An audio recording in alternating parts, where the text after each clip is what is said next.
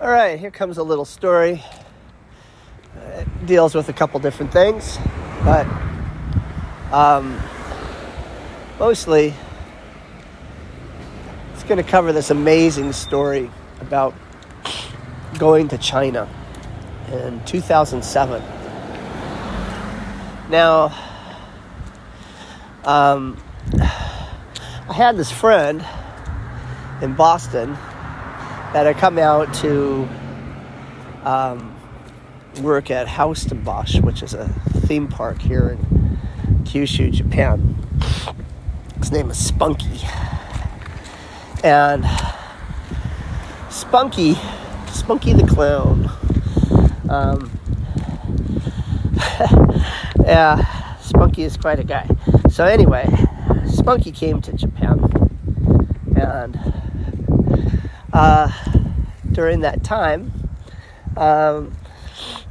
he had just gotten married in China and was living in China and came over here. He was from New England.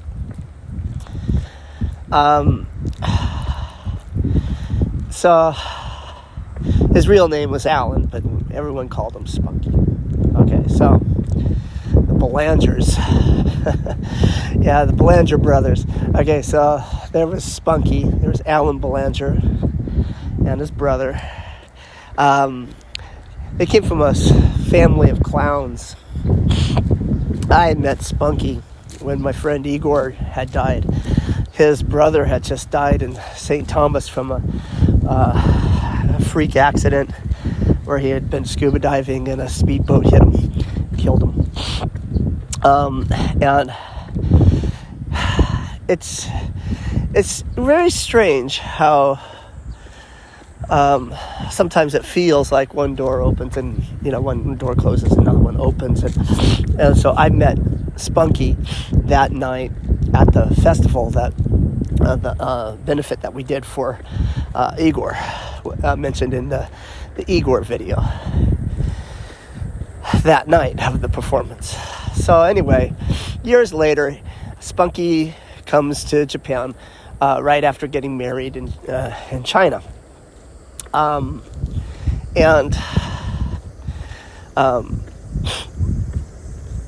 He's working at Liuzhou, and he comes and sees me, and I have my little toddler at that time, and he comes back again in about another year, and he's been talking to me and organizing a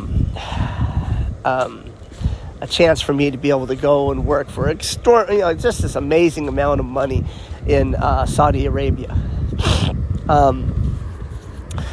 And although that one fell through, he'd been working also on this big, huge project in China to do a comedy clown festival for the first time in China. He had met a guy named Chris Wang in Shanghai, who did really big events. And so Spunky says he wants me to go to China on this deal. And he's running into all kinds of problems, but that's kind of like Spunky. He kind of functions in that kind of little bit of chaos. And anyhow, the event does happen. And I traveled to China for my very first time, to a town called, a city named Liuzhou. And several of the performers that I knew from Boston were also there. And they're from the street performing community. However, Spunky had been from the clown world. He had gone to clown college at Ringling Brothers in Florida, and his whole family were clowns, as I mentioned at the beginning part. Even his mom was a clown, and there were a lot of those kids. I mean, his family was about as big as my mom's family, something like 15 kids or something, some crazy number. And anyhow,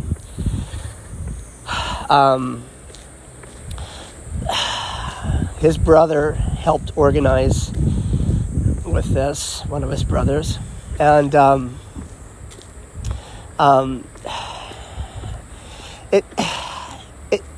we get there and it's been raining.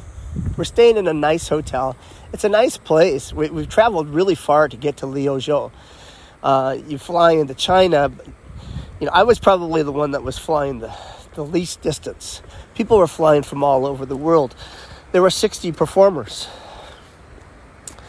And they're all from the clown world. I felt very insecure as a performer because these guys kind of like, they're from their own family, school, clown school people. The clown people are very tight, and they've been educated and gone to school for being clowns. And my world of clowning really comes from growing up, being my father's son, in the world of animation, and then going to,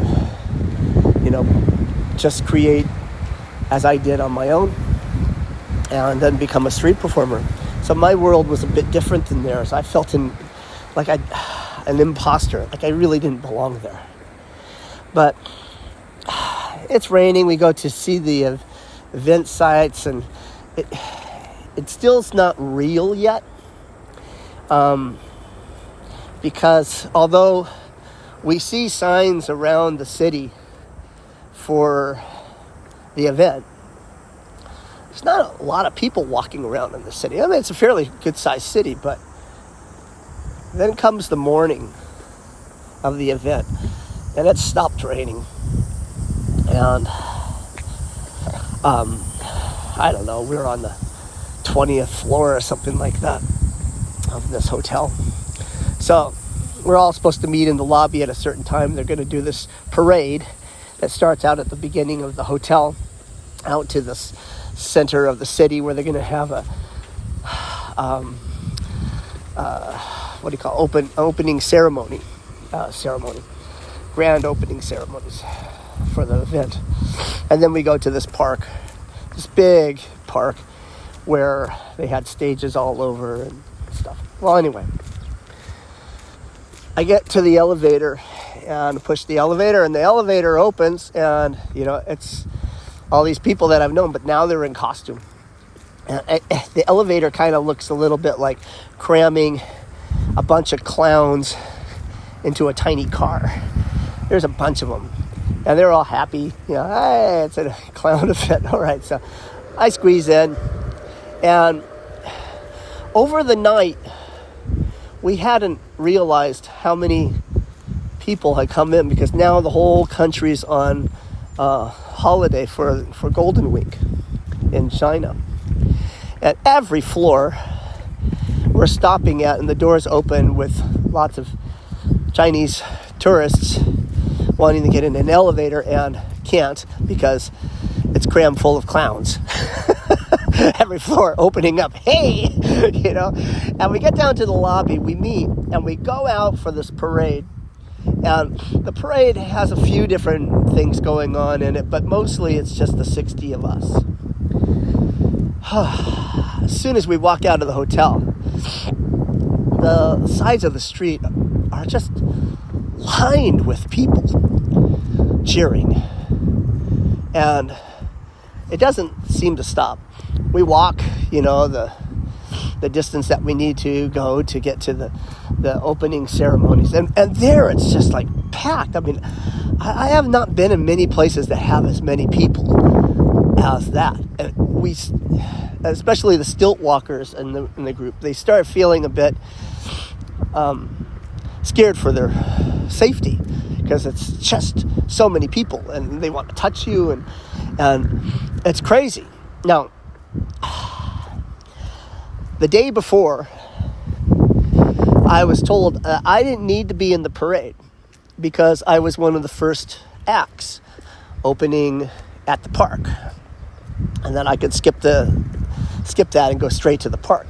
And I had said, no, actually, I want to do the parade I'd like to be part of that. And I go, okay, that's fine. But as soon as the opening ceremony's over, we got to get you in a car and get you to the park as quick as possible. Okay. Now, at the park, I'm like way in the back, but it's a big park where my stage is. It's way in the back. Anyhow, now the opening ceremonies is over, and I'm trying to find Chris Wang or anybody or the liaison or that about this car to get me to the stage. And there's nobody to be found. I mean, it's just crazy. And I mean, I don't even know where the car's going to be. It's like so many people. And finally, I find the right person. I find Chris Wang. And he goes, all right, okay, we got a bus for you to go on. Now, I'm going on the bus that supposedly is going to be for everybody that was in the parade. But they're going ahead and like shooting the bus out, and then the bus will come back and get everybody just to get me to the stage. Now, I get in this big empty bus, just me, and it starts going down the road. Because actually, after the opening ceremonies, the parade's going to continue for a while. And again, and it's amazing. The roads are all cleared, and there's people lining the streets, and it's just a long street as far as I can see. Just so many people. And I'm sitting there just kind of like in shock and awe as the amount of people. I mean, there was nobody there. Nobody was in the town the days before.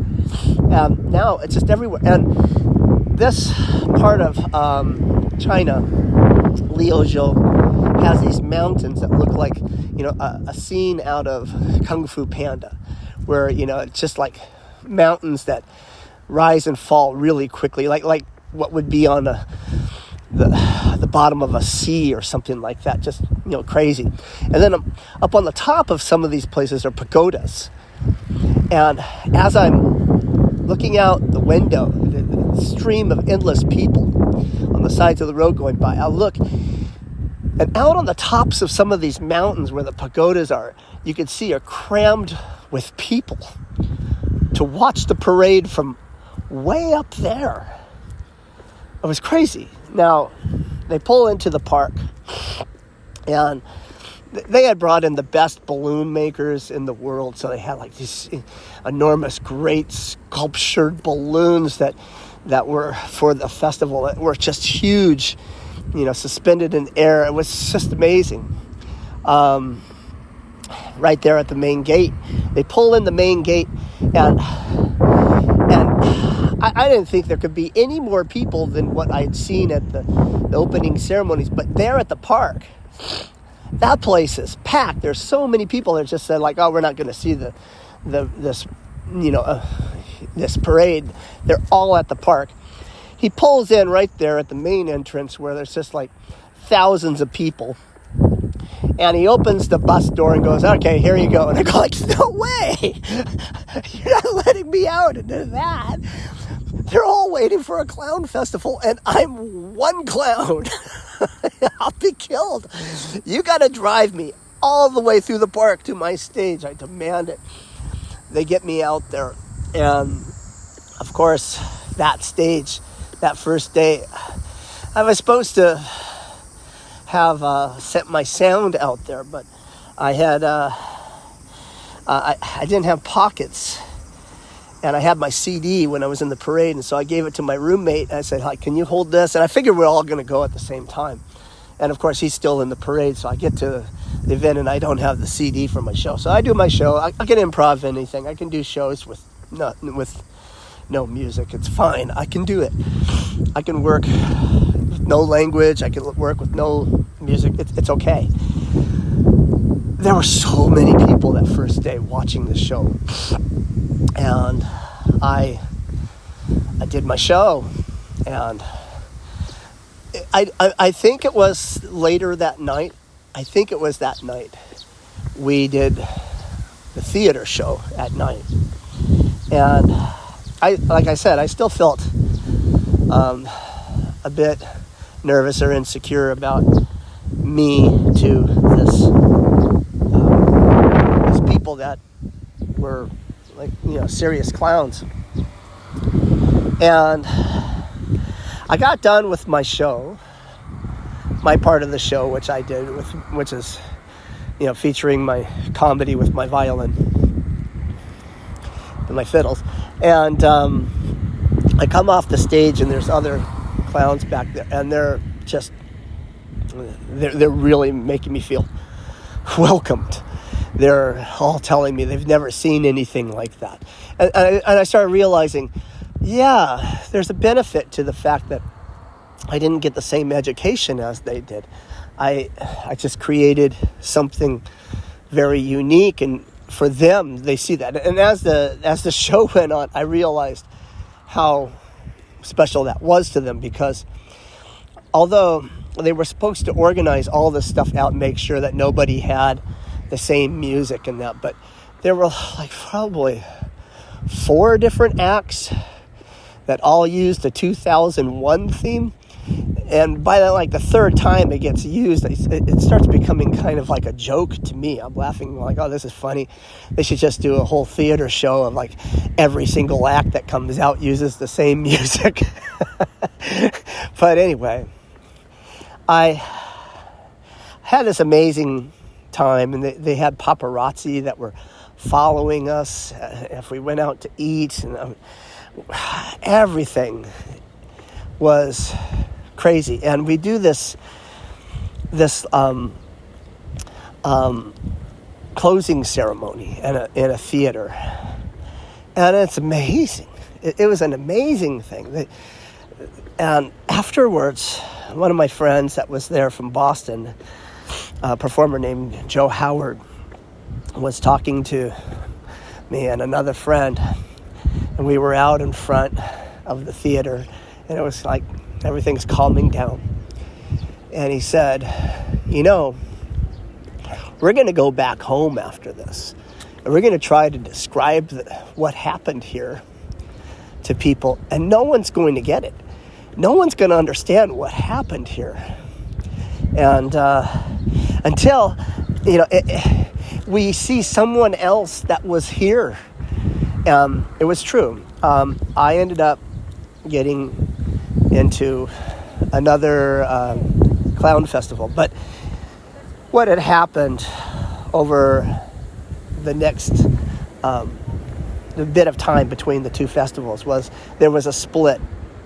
And I stayed with Spunky because he's my friend.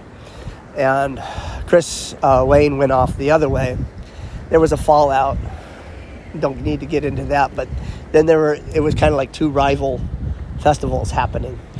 And I picked Spunky's also because it was longer festival. It was going to pay me more. And it seemed to be a bigger festival. And it was in Shanghai. I get to the hotel coming out for Shanghai. And what Joe Howard had said was absolutely true. When I got to the hotel, there were different performers. Now they even have like 100 performers. They have more. But, Chris Wang is getting a lot of the people that were originally there in Liuzhou. So there's only, a handful of people that were in Liuzhou. But as I would see them, they'd throw their arms out. And instead of saying their name and me saying their name, we just say Liuzhou, because finally there's someone that could understand what it was, and we would reminisce over this stuff. Well, that festival lasted, a month and probably 2 weeks longer than it should have. And there was all kinds of stories that went along with that. But I want to go back to one performer I saw in Liuzhou. His name was Michael Saab. He has a group in New York City called the Modern Gypsies. And Michael Saab had this performance that I'd never seen before. Now, a friend of mine here in Japan, Mr. Boom Boom, does a big balloon act. That's where you use a weather balloon. It will inflate incredibly big. And then he puts his head inside the balloon, and then he moves his whole body down inside the balloon and jumps around with his head poked out. And, this is Mr. Boom Boom's thing. I'm familiar with these weather balloons. I'd seen it in America too.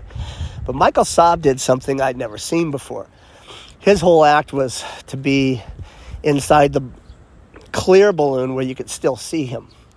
And then he would have the pump, electric pump, handed in through the hole of the balloon to him to keep the balloon not losing any air, but also continue to grow and grow. And then he would do this kind of act where he's spinning things around and stuff like that. People can see it. But the finale of his bit was to let the balloon inflate so much that his finale was the balloon exploding, popping. I've never seen one of those balloons do that before. Mr. Boom Boom would just use the same balloon over and over again until it's no good and use another one. So anyhow, I heard the impact. You could feel it in your chest of the balloon exploding. And when it did, I just thought oh my God, that's like a cannon. And I got to try that. And I just want to see what it's like to end a show with that reaction. So because my color was yellow, I got a solid yellow balloon, and I did it, and it was interesting, but it wasn't something that really fit into my show. But as far as a trick up my sleeve, I thought this was a cool thing. And I took a trip to Idaho that summer after going to Liuzhou, go visit my mom in Sun Valley, Ketchum, Idaho. And I brought one of those balloons. I just wanted to be able to show them that. Well, there was this neighborhood dog that just ran around, and he's kind of a scruffy, middle-sized dog, kind of big to middle-sized. And my mom's husband, not my father, my stepfather, he would use a baseball bat and a tennis ball and hit it out into the field behind their house for the dog when he would show up.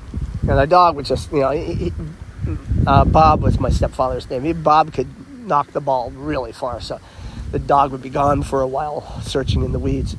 So I started doing that too for the dog. It's just kind of fun. Now comes some of the family that lived in the area over to visit, and this is my chance out in the front yard to show them this trick. And I have an air pump. It's like a leaf blower. It is a leaf blower, and I'm blowing up this big yellow, solid color yellow balloon.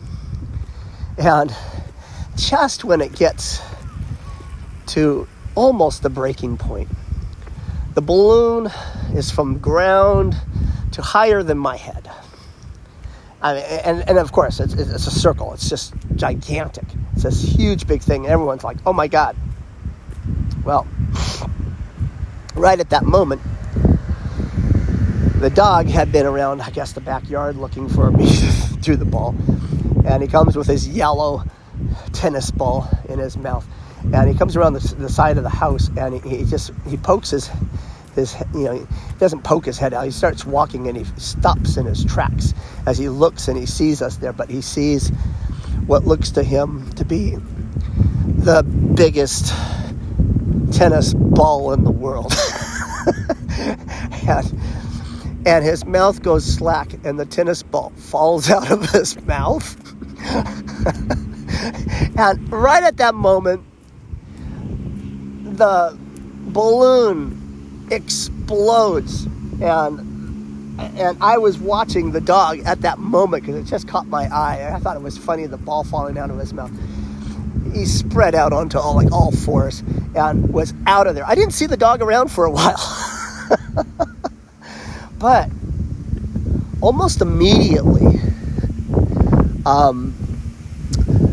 the police called the house, called my stepfather, and that there were several calls coming in from around town of gunfire in our neighborhood. And I thought, isn't that interesting? You know, in China and in Japan, where I live and where I had been, hearing that explosion and not seeing what caused it, I don't think anybody would have put it together that someone was just shot, or where there shouldn't be gunfire, that something had gone off. And I thought, well, that's very interesting. It says something about culture. I lived here in Japan for over 25 years, and I've never heard a gun. I could do that balloon exploding anywhere around here, and people might wonder what it is, but I don't think anyone's going to actually put it together and think someone got shot. So anyway, it was kind of an interesting, and that I was talking with my friend about guns in America versus here. So, I mean, it's just an interesting thing in the culture. We just don't have it over here. That it's not an immediate, we don't put that together. So anyway, so that was Michael Saab's thing, and I got to give him credit for it. It still is, to me, just an incredible ending to a punctuation to a show. And maybe someday I might try it again. Probably not in America. All right. Lots of other stories came from China. That was probably, just a touch on the amazement of, although it seems like it was more to me, the estimated turnout, not for the festival, but just for the parade. China's newspapers had officially put the attendance somewhere in the 500,000. I think it was more. All right. Take care. Bye.